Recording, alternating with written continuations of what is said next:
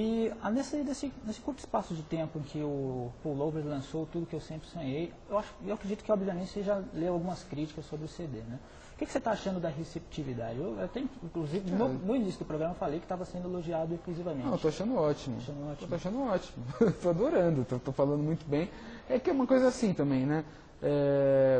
Já saíram listas, um dos maiores discos brasileiros dos anos 00 e tudo mais. Eu acho que as pessoas também falam um pouco isso, porque como tanto pouca gente conhece, deve ter uma espécie de orgulho. A pessoa fala assim, é uma coisa legal, mas que só eu e mais uns 5 conhecem. Então, deve ter uma espécie de orgulho de clube fechado, alguma coisa assim. Mas, cara, eu tô adorando, assim, tô achando muito bom. A gente não tem muito o que reclamar. Assim. Já ouviu comparações do tipo, parece com Los Hermanos, essa coisa meio... Então, a gente ouviu, obviamente, já ouviu algumas vezes, porque o Los Hermanos virou uma espécie de referência básica da nova música brasileira, né? Principalmente quando dialoga com o rock e quando tem um pouco dessa mistura do rock com música brasileira, o Los Hermanos virou uma referência maior. Então já ouvimos algumas comparações, obviamente, mas quem ouve com um pouco mais de atenção já percebe que é óbvio que de alguma maneira a coisa dialoga com os Hermanos, a gente gosta, escuta e tudo mais, mas tem também diferenças muito grandes, né? Tem diferenças, acho que bem significativas. Por exemplo, para o Luiz Venâncio, qual a diferença significativa dos Los Hermanos para o Pullovers? Eu acho que, em primeiro lugar, na sonoridade. Cara, eu não sei exatamente explicar em questão de harmonia, melodia, mas tem uma diferença grande em termos de temática. Enfim, não sei, a abordagem poética mesmo, a questão das letras. É diferente. As questões que a gente aborda são diferentes. São diferentes. Eu vi no site oficial do Pullovers que tem uma foto da banda profissional, que é todos com óculos, aqueles óculos gigantes e tal, aquelas roupas assim, sociais, etc e tal. A banda, de certa forma, adotou a identidade nerd. Então, a gente na verdade brinca muito com isso, porque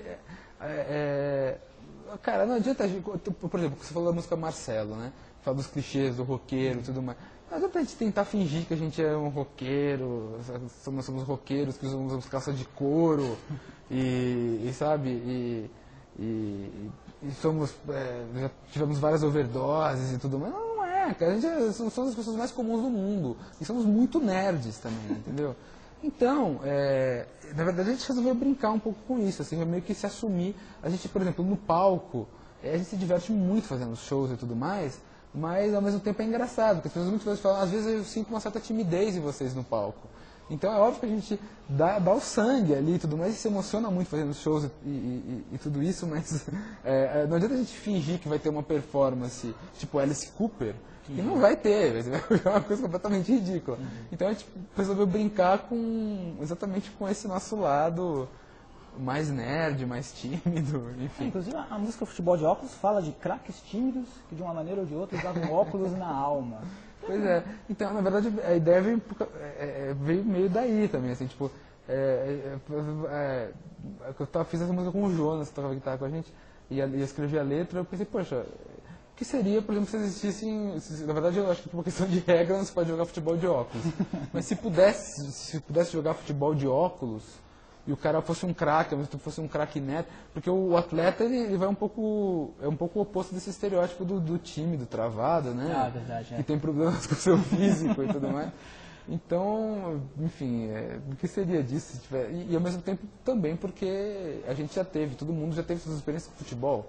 Eu já fui vice-campeão paulista de futebol fraldinha. Conta um pouco mais pra gente essa carreira futebolística. Eu tinha 8 anos e foi assim o meu grande ápice esportivo. Torneio, era futebol society, eu jogava na escolinha do Ademir da Guia, era goleiro, óbvio, porque era meio gordinho, então me botaram no gol. E aí foi o meu ápice esportivo, uma grande glória olímpica. É óbvio que eu fui vice, né? Quase um Rubinho Barrichello, mas, enfim, foi uma experiência no futebol. Uma experiência no futebol. Eu acompanhei... eu particularmente acompanhei 2 shows de vocês, um na Vila Madalena, na feirinha da Vila Madalena, e outro no Barbelinho. Dá pra notar que é um público bem intimista. No Barbelinho, a galera colada ali, né? Acho que o Pullovers está acostumado com esse tipo de público intimista. Com a proximidade. É, com a proximidade. Você, se tivesse que escolher entre o público intimista, a proximidade, ou então um palco, que você está lá com uma galera, milhões e milhões e milhões, independente do lado da questão, né? Que, obviamente, que se tem mais pessoas no público, tem mais fãs do Pullovers, mais pessoas estão vindo, então é melhor. O que você prefere, assim, na sua cabeça? Um show um pouco mais intimista ou não? Cara, assim, na verdade, é óbvio que quanto mais gente, melhor. É muito bom que as pessoas estejam perto. Na verdade, o mais importante não é nem a quantidade de pessoas que estão assistindo. Você tem 3 pessoas assistindo, mas quando as pessoas estão cantando as músicas, você percebe que elas estão gostando daquilo, é óbvio que isso acaba influindo. Talvez nem devesse influir tanto. E é claro que a gente procura fazer se a gente está fazendo um show para uma pessoa, a gente procura fazer com a mesma garra, com o mesmo... do mesmo jeito que a gente faria para uma multidão. Mas, na verdade, faz muito mais diferença você perceber que você está, enfim, que está rolando uma espécie de comunicação com aquele público, do que propriamente a quantidade de pessoas que estão assistindo. Lá no Berlim foi muito legal por causa disso. Assim, eu senti que, apesar de é um lugar muito pequeno, né? Sim. Mas estava tudo, enfim, foi legal. A gente gostou do show. Teve essa comunicação. Para encerrar, e a agenda aí do Pullover, você tem de cabeça? A agenda dos próximos shows do Pullover? Então, a gente vai tocar agora no dia 17, sábado, em Ribeirão Preto. Uma festa chama alguma coisa Fuzz, Groselha Fuzz. Certo. Que é uma festa meio de rock alternativo lá de Ribeirão. Vamos tocar depois no outro sábado, dia 24, em Campinas, com o Ludov, no Bar do Zé, que é o lugar que tem as bandas mais alternativas lá em Barão Geraldo. Vamos tocar depois, se não me engano, acho que no começo de novembro, agora tem um show na Galeria Olido, que é muito legal lá no centro, aqui no centro, que é um lugar que é de graça, para ser um sábado à tarde. Se não me engano, é 14 de novembro, Galeria Olido, às 5 da tarde. De graça. Enfim, tem outros aí que por novembro vai ter alguns, e começo de dezembro também, a gente vai ter no site lá, é só entrar e dar uma olhada. Rolar com Pullovers. Ok, eu gostaria de agradecer a sua participação, Luiz Venâncio. Muito obrigado. Obrigado. E é isso aí. Espero que você, telespectador, também tenham gostado. Para conferir na íntegra a entrevista, é só acessar www.trocandoideia.com.br. Até a próxima edição do Trocando Ideia.